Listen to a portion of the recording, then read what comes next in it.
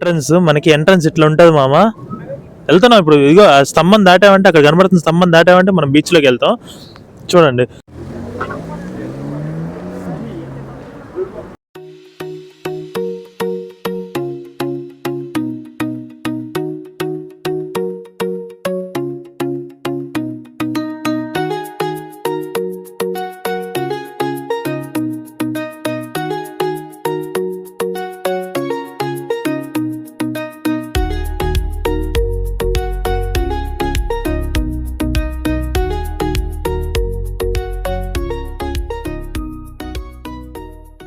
So ఇక్కడ మనకి ఏంట్రా అంటే విషయం, నైట్ మొత్తం స్టే చేయాలన్నా స్టే చేయడానికి ఇక్కడ ఎలా ఉంటుంది మామ అంటే, నువ్వు తీసుకొచ్చి ఇక్కడ నువ్వు చిన్న టెంట్ లాగా వేసుకొని నువ్వు నైట్ అంతా పడుకోవచ్చు.